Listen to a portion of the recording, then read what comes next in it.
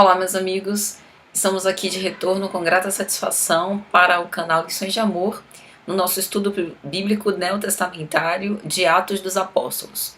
Nós estamos finalizando o capítulo 14 de Atos e, como sempre falamos, nós utilizamos também como base, para sustentar e para de alguma sorte colaborar nas nossas despretensiosas ilações, o livro Vida e Atos dos Apóstolos, de Caibar Schutel, uma obra-prima. E hoje, portanto, o tema é Fim da Missão. Nós devemos nos lembrar dos vídeos anteriores que Saulo e Barnabé saíram para poder estar com os gentios e evangelizá-los, fizeram uma evangelização em Icônio, a cura de um aleijado, e agora, portanto, eles estavam finalizando a sua missão. Então, como habitualmente nós fazemos, vamos ler o texto evangélico e em seguida fazer os nossos comentários. Fim da missão. Entretanto, chegaram de Antioquia e Icônio alguns judeus, os quais conseguiram instigar as multidões. Apedrejaram, pois, a Paulo e o arrastaram para fora da cidade, dando-o por morto. Mas reunidos em torno dele, os discípulos, Paulo ergueu-se e entrou na cidade. No dia seguinte, com Barnabé, partiu para Derbe. Depois de terem evangelizado essa cidade e conseguido fazer bom número de discípulos, regressaram para Listra, Icônio e Antioquia. Confirmavam o coração dos discípulos, exortando-os a permanecerem na fé e dizendo-lhes: é preciso passar por muitas tribulações para entrar no reino de Deus. Em cada igreja designaram anciãos, e depois de terem orado e jejuado, confiaram-nos ao Senhor em quem tinham crido. Atravessando então a Psídia, chegaram a Panfília. Após anunciarem a palavra em Perge, desceram para Atalia. De lá navegaram para Antioquia, de onde haviam sido entregues à graça de Deus para a obra que haviam realizado. Ao chegar, reuniram a igreja e puseram-se a referir tudo o que Deus fizera com eles, especialmente abrindo aos gentios a porta da fé. Permaneceram depois não pouco tempo com os discípulos. Então, logo para começo de comentário, é bom a gente se perguntar por que chegou o fim da missão. Porque os apóstolos eram enviados de Deus, muitos deles, a exemplo de Simão Pedro, tinha convivido diretamente com Cristo e agora estava convocando outros discípulos para poder propagandear o evangelho, como é o caso de Paulo de Tarso e de Barnabé. Então chegou o fim da missão por quê? Se eles ainda não tinham morrido, se ainda não tinha chegado o testemunho, o sacrifício final, eles tinham que continuar prelecionando. A questão é fim da missão naquela região. Ou seja, veja que Paulo e Barnabé, eles saíam para pregar, nas regiões ali vizinhas, nas cidades circunvizinhas, iam distribuindo essas sementes de vida e esperança, suscitando e instigando as outras pessoas para poder viver o Evangelho de Jesus, apresentando a elas o Evangelho do Cristo, e depois que prelecionavam por um certo tempo, que se demoravam naquela cidade, conviviam um pouco com aquelas pessoas, eles saíam daquele local e iam desbravar outros, para poder espalhar o máximo possível a mensagem evangélica. Então, fim da missão nesse sentido. É interessante porque a Bíblia de Jerusalém, que é a que a gente utiliza, ela faz alguns comentários que vale a pena aqui a gente citar. Por exemplo, quando eles se dirigem à multidão, e aí a Bíblia fala, confirmavam o coração dos discípulos, a Bíblia de Jerusalém vai anotar algumas referências às epístolas paulinas. Então, é interessante aqui a gente consultar também. É nosso objetivo nesse quadro do Lições de Amor, mais pra frente, depois que a gente terminar Atos, continuar justamente estudando as epístolas paulinas. É a nossa pretensão fazer isso, sem sombra de dúvida. Então a primeira referência é primeiro capítulo de Romanos, versículo 11.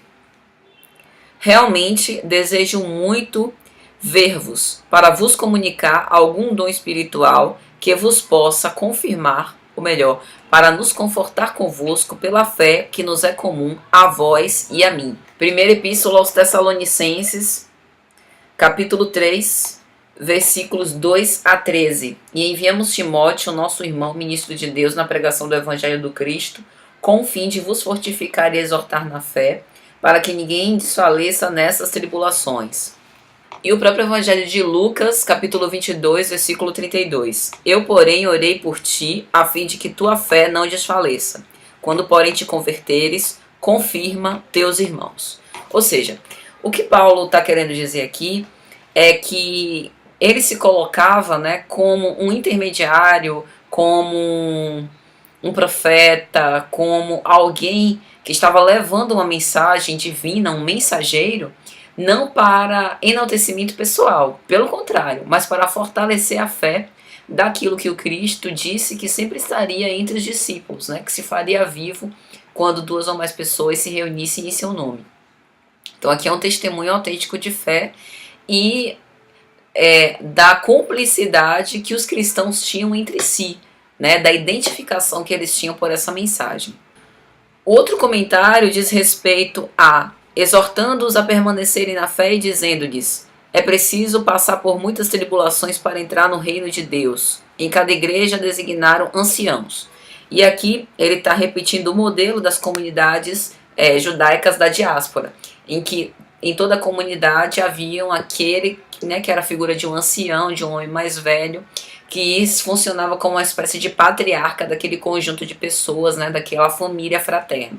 E aí a gente pode então fazer agora alguns comentários sobre o próprio texto lido, né, as informações e os ensinamentos que Paulo nos dá. Primeiro, é interessante a gente notar que Paulo, sobretudo, né, e Barnabé também, o que eles ensinavam não era apenas pelo que eles prelecionavam, pelo conteúdo das palestras, mas sobretudo pelas ações. Esse trecho é de espantar, né, é de deixar a gente comovido. Apedrejaram, pois, a Paulo e o arrastaram para fora da cidade, dando-o por morto. Quando a gente fala de dificuldades, a gente imagina um embaraço para chegar em algum local para lecionar, a gente imagina as dificuldades da vida cotidiana que nos geram atrasos, coisas assim que vão testar a nossa fé, a nossa perseverança. Mas aqui a gente está falando de um apedrejamento levando quase à morte. E na obra Paulo e Estevão, Emmanuel cita uma passagem dessa, que ele foi apedrejado em praça pública, jogado no monturo, e aí uma das pessoas que eram simpatizantes pela sua mensagem ajudam para que ele se levante, né, e fuja da cidade. Então, assim, as dificuldades não foram fáceis, realmente foram testemunhos muito significativos, né? E aí, quando a gente ouve Paulo falar sobre é preciso passar por muitas tribulações para entrar no reino de Deus, tem um sabor diferente essas palavras, né? Diferente de Patrícia falar ou de outra pessoa falar, porque Paulo viveu isso. Então ele tinha autoridade moral para abrir a boca e dizer: olha, a gente vai passar por muitas aflições, como eu passei, mas eu tô aqui de pé, eu consegui suportar tudo isso. Então você também vai conseguir suportar. Então, assim, a figura de Paulo é tão falada, né? Muitas pessoas perguntam: mas se Estevão foi o primeiro mártir do Evangelho, por que a figura de Paulo é tão enaltecida? Não é enaltecimento no sentido de idolatria, mas é porque Paulo apresentava imperfeições e até uma postura delinquente e criminosa no começo, né, da sua caminhada, muito próxima de nós. Então tem uma identificação muito grande.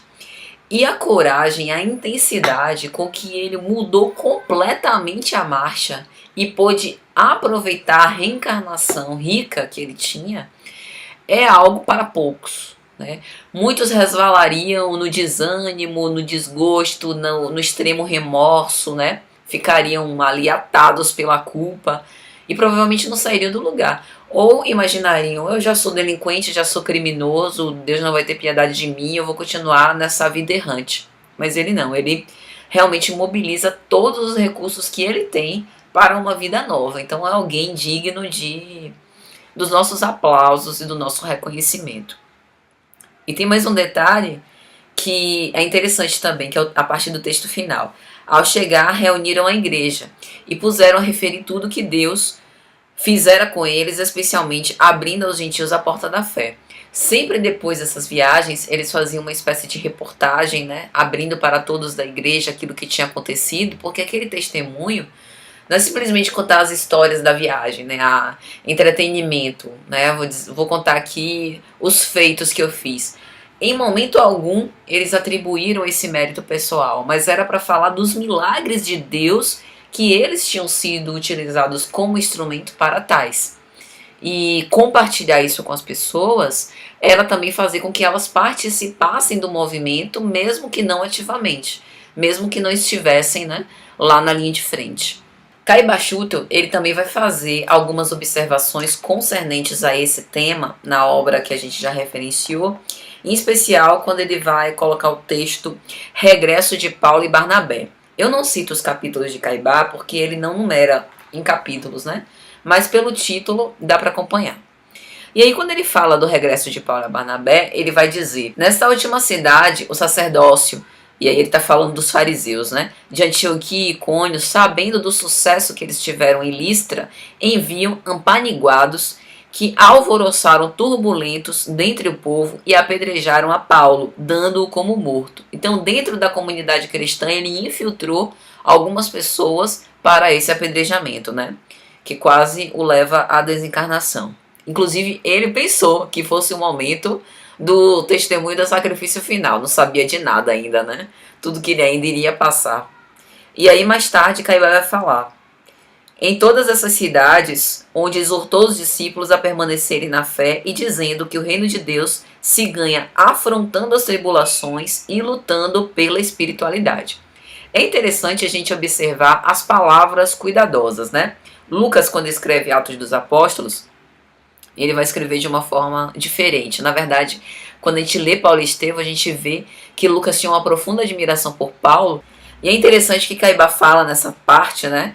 Afrontando as tribulações. Afrontar as tribulações não é estabelecer uma luta armada e resvalar na rebeldia, na agressividade, na incompreensão perante as dificuldades. É resignar-se, mas também é ter uma luta pacífica. O que é estabelecer uma luta pacífica? Você utilizar os recursos que você tem para poder, não obstante a dor, não obstante a dificuldade, viver da melhor forma que você puder. Então, as tribulações, elas nos mobilizam para frente, né? Nos ajudam a evoluir. Mas é no esforço de ascensão espiritual que eu vou encetando essa guerra íntima, né? Guerra aqui no sentido não de brigar comigo mesma tentando me destruir, mas no sentido de resistência, de vigiar os meus pensamentos, analisar insistentemente a minha conduta para me manter no caminho do bem. E essa, sem sombra de dúvida, foi uma lição que Paulo nos deixou. Então é isso, meus amigos. Até a próxima, se Jesus permitir.